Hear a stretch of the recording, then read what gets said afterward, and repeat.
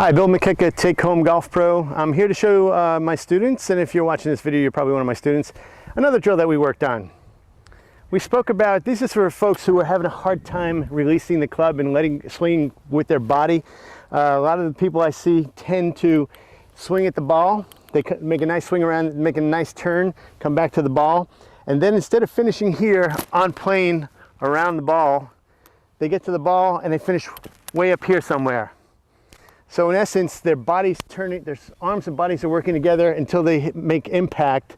And then instead of the arms and body finishing around, they're getting quick with their hands and jerking up. So if you're one of those people, I've suggested you watch this video. And here's what I want you to do. Instead of setting up normally, here's, if you could see these two stakes here, this is my target line, and this is my foot line, which would be generally parallel to my target line.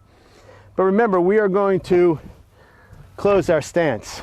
So basically, I want you to set up to the ball, and once you're set, I want you to drop your right foot back about 3 inches or so.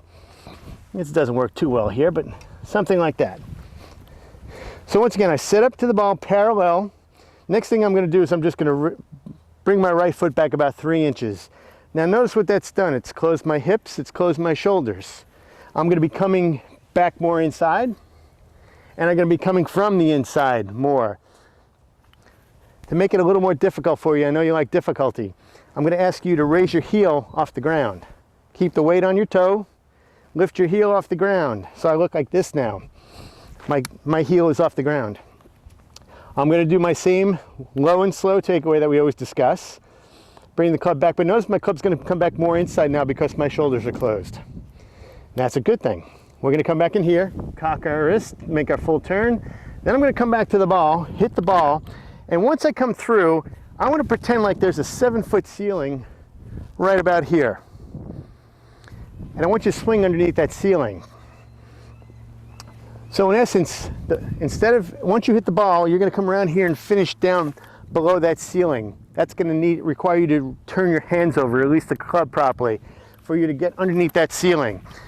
A lot of you who get to the ball and then swing all arms up are going to have a really hard time doing this drill.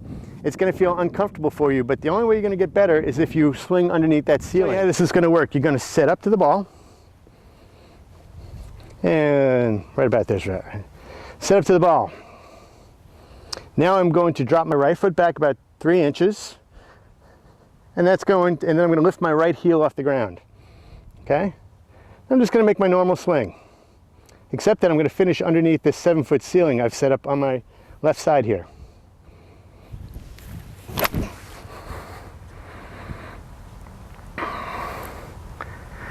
Notice how coming back to the ball, hitting the ball and finishing the ceiling required me to release that club. This is what a lot of you folks are not doing, that releasing of the club here. That is the swing around your body, draw your foot back 3 inches, swing. Let me get a couple more balls here one more time for demonstration purposes. And remember, a lot of you who come back real fast, this is going to feel really awkward to you.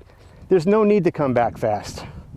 Set up to the ball, drop the foot back 3 inches, raise the heel, come back nice and easy, swing underneath the 7-foot ceiling. I hope that helps you become a better golfer. Bye.